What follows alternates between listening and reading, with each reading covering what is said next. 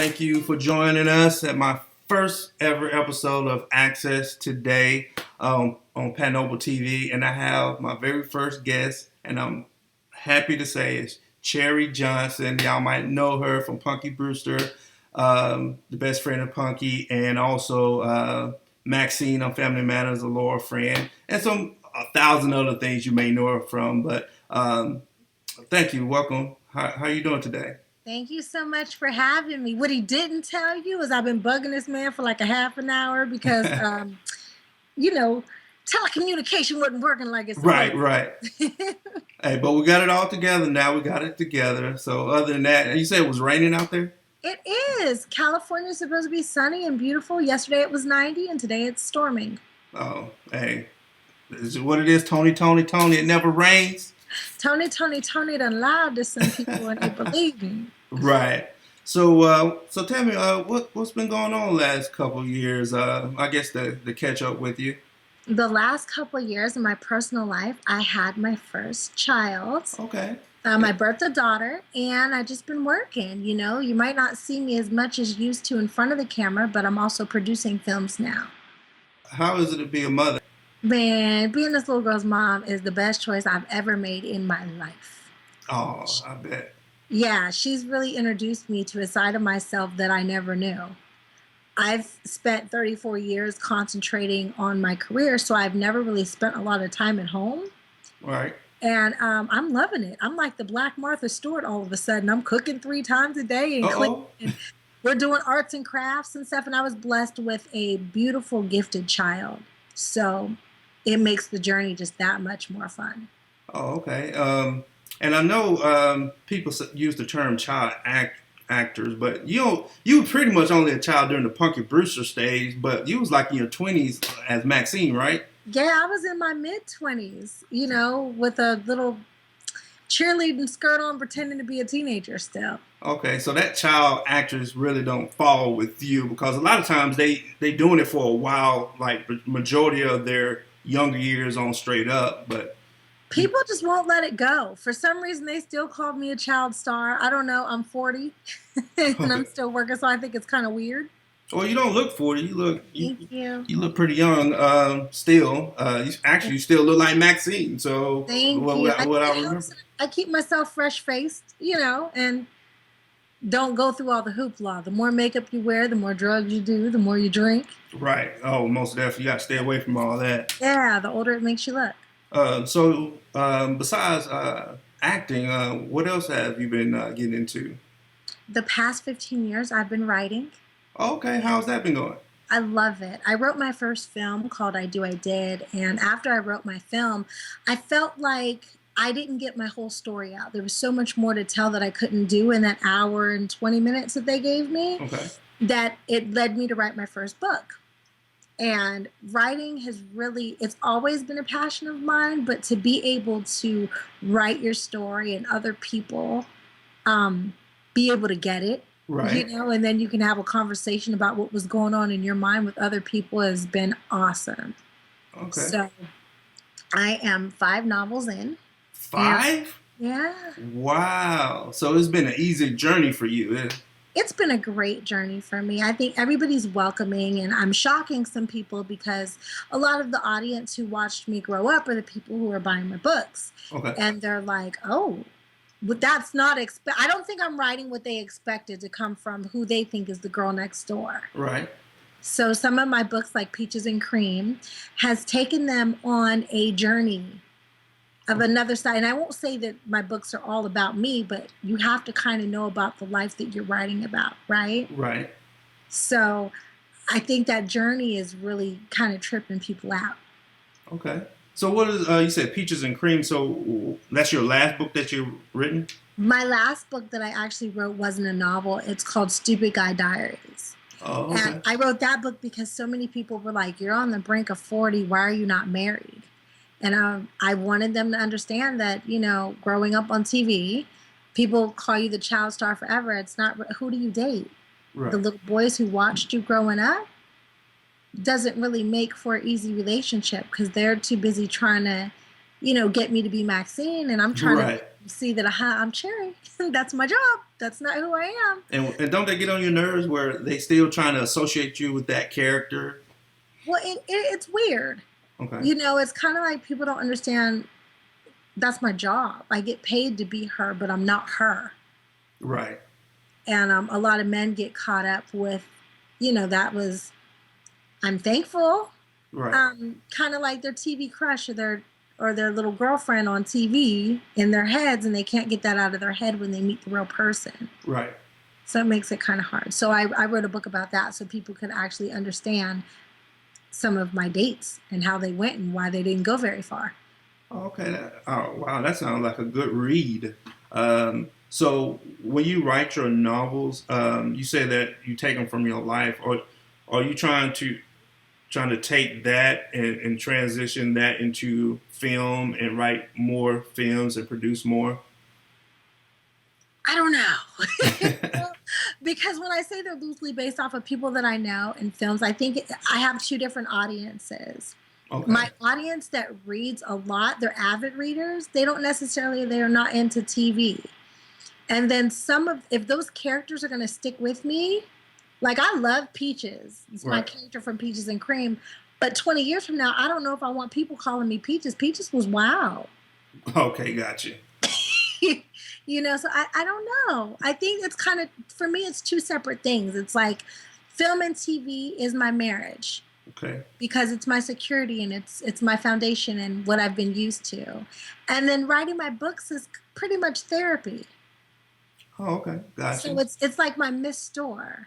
You know, some men have mistresses. I have a mistor. So I'm cheating on my marriage with my mistor. Gotcha. Okay.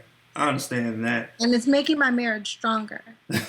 Because while people want me to be the little sweet girl, you know, on TV, I could go and turn around and be Peaches, the drug dealer who kills people. Hey, sounds like a plan to me. Sounds like a plan. So you started. You say you produce more, right? Yes, I've produced 11 films to date. Wow. And how's that going? Love it. It's like a challenge. You know, I realized that after Family Matters was over, everything I was auditioning for was that sweet little nice best friend. And I was like, I'm so bored. How long am I supposed to play the same character? Right. I wasn't going to get naked. Right. Okay. And I wasn't going to do any completely off the wall things. Okay. So the only way I was going to keep a job was to create it myself. Oh, smart. Yeah, and I really wanted to do a horror film my whole life. Soleil Moon Frye, who played Punky, and I used to watch horror films every weekend. Okay. So that was the first thing that I produced, was a horror film, and it just has gone from there. And what was the name of that film? It was called Dead Tone. Dead Tone, okay. Yeah, it's me, Brian Hooks, Antoine Tanner, and Rucker Hauer. Wow, okay. Gotcha, okay. So you saying since Family Matters over, do you keep in contact with those co-stars like Waldo, Faldo, and Sean actually plays Waldo, and he just told me to take off the pink dress that I had on before I called you and to put another on. Well, we're talking about Sean Harrison, right? Yes, the one that played Waldo. He told me the dress I had on was tired, and didn't nobody need to see that, so I needed to take that off real quick. Okay. Yeah, Sean and I speak almost daily. Okay. I love him to death. Me and Brighton McClure are still close. The little boy who played Little Richie. Little Richie, yes. Okay. Yeah, and Darius McQuarrie. Oh, yes. Eddie. Okay, gotcha. Nuts. So that's the homie. Okay. And Kelly and I do speak. We speak periodically. You know, she's married with 2 kids. Right. I have a kid, relationship. So we catch up probably like once every 6 months. Okay, that ain't bad at all. Once every 6 months compared to people that don't speak for years. Yeah, no, we catch ourselves like on social media, you know what I'm saying? And we be talking back and forth or complaining back and forth, doing what girlfriends do. Okay. But about every 6 months we catch up and we're on the phone for a while. So you saying, because I think I read that you don't do much of watching television and movies. You're on the social media tip. Yeah, I get what's going on TV from social media. I'm a nerd, so my free time, the last thing I want to do is take my job home. Right. And that's kind of what movies and TV is. Like when I turn it on, I'm sleepy. I instantly get tired and I want to go to sleep. It's like watching other people do my job. I don't want to do that. Gotcha. So I read a lot. I love social media because it gives me a chance to speak to people who've been supporting me my whole life. So it's kind of like talking to people that you grew up with, but you don't know yet. Right. Okay. And I think that's pretty cool. I cook, I eat, I play. That's the kind of stuff I do on my free time. I swim. Oh, okay. I'm not a swimmer, so I'm like, okay. Yeah, Um, I don't do water, so my hair will not be combed until at least like October because as long as it's warm or I can go to an island, I'm gonna look like this. right. Gotcha. I'm a water baby all day. Oh, I'm totally the opposite. So I don't do anything with water. I'm trying to make my baby do more water stuff since I don't do it. Somebody got to save me, so I got to teach the babies. Get yourself a life vest. Right. What's new now? What are you doing? Like anything new that you want to share that you can talk about? Absolutely. I'm working on a late night TV show. Okay. Yeah, with Sydney Starr. She's a famous social media transgender who's absolutely gorgeous. She looked better than half the women better than me most of the time, but she looked better than half the women I've ever met. That's going to be a lot of fun. We got picked up for 8 episodes, so you will Wow. get to watch us talk some craziness. And what it was going to be about? Everything. Oh, everything. Okay. Everything that's going on in the world and pop culture. Wow. Yeah. Is it on social media, or on internet, or on TV? It's on cable, but I'm not exactly sure where yet. Okay, gotcha. So I have to hit you up with that later. I'm doing a movie called The Perfect Wife this summer in Houston. It's me, Omar Gooding, and Antoine Tanner. Okay. And then Omar and I turn around after that, and we do another film in Houston that's a Christmas film. Okay. And then later, like around October, I think, maybe September, October, I'm signed on to do a film called The Regiment, which I'm really excited about because The Regiment is it's a timepiece, but it's about the Civil War. Civil War, okay. Yeah, and there's not a lot of times when people of color get to do those kind of films where they don't play slaves or mammies. And I'm really proud to say I'm not a slave and I ain't nobody's mammy. Gotcha. But you will get to see me in a whole different light while learning a part of Black history that is not told. Oh, that'd be well needed. Yes, that's awesome. Yeah, I'm really excited about it. Okay. And I have a book coming. Oh, tell us about it. My first one is a children's book series. Okay. You know, having a little Black girl was important for me that she's surrounded by her own images. Right. It's one of the other reasons why I've made a cautious decision not to press my hair all the time anymore because I want her to love her curls. And I want her to get to see faces that look like her. And what a better way to do that than create some. We do have some great Black children's books. Oh, yes. Awesome. Yes. We're really doing some great characters. I looked at my daughter and smiled the other night because I took a picture of her in her sleep. And Super Y is a show with a Black character, and she was sleeping with the Super Y princess on her pillowcase, and she had on a Doc McStuffins shirt, and Doc Stuffins was laying next to her, and all I could do was smile because as a kid, I didn't have that. Right. So it's important for me that she has choices as well. Okay, so you're not going to guide her toward acting. You're just going to let her just go. No. I'm actually going to do my best to guide her away from acting. Oh, okay. While it's been a wonderful experience for me, it was my choice. It wasn't my family's choice. My mother wasn't pushing me into, trying to be a star. Right. In fact, I never wanted to be famous. I didn't even know what famous was until I was 30. Oh, okay. Thanks to social media and TMZ and all that kind of stuff, it kind of puts what I just thought was my job in another light. Right. So I don't want that for my daughter. Got you. Okay. I want her to go to college and to have a regular job in whatever field that she wants to go into and just enjoy a nice, peaceful life. Right. And she's really smart. She's 20 months old and she could tell you all her planets and she's reading and the days of the week and the months of the year. So maybe I'll have a little engineer or something. Oh, that will be awesome. I'm praying. All right. Before we go, I want to do a little something. Since you say you do social media, we're gonna play a little game called "Did I Tweet That?" Oh. So what I'm gonna do? I'm gonna read off some tweets. I want you to see. I want you to tell us, yay, I tweeted it, or nay, that I did not. But what if I? Okay. You think you can pull this off? I don't know.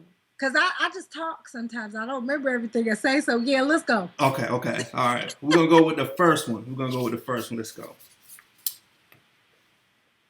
This tweet says, leave it to black people to fix racism. It is like telling a child to fix their abusive parents. Yeah, I think I tweeted that. Yes, you did. You got the first one right. Okay. Let's go with another one. Okay. Are you a Thins Oreo kind of person or a double stuffed Oreo person? I don't think I tweeted that. No, you did not. That was Khloe Kardashian that tweeted that. I was going to say, because I'm allergic to chocolate and I don't really eat Oreos. So, hey, if you know you tweeted it, go for it. But if you didn't, throw it to the side. All right, here we're going to go with another one. Okay. There's this little thing called unfollow. And if for someone who doesn't care, you sure did take the time to write me. Oh. Can I do a maybe? No, yes or no? Okay, yeah, I tweeted that. No, you did not. It was tweeted by Gabrielle Union. Oh, Gabby, see, she on my timeline. I was like, yeah, you right. Right, okay. One more. You gotta learn to just laugh at the people who swear they know details about your life, but they are not a part of your life. I think I tweeted that. Yes, you did. Hey, you did pretty good. You only missed one. Like I said, thank you for showing up and being a part of my show. Man, my first guest, I'm honored. Is there anything you want to tell your fans out there before we go? I just want to say, hey, tweet me. I'll tweet you back. And thank you for watching. And thank you. I'm honored to be your first guest on your show. Again, thank you. And I'm going to be looking for your books and more stuff from you. And hopefully we can do this again. Thank you, love. Hey, this is Cherie Johnson, and thank you for watching Access today on Pan Opal TV. Hit the subscribe button. There's more to come.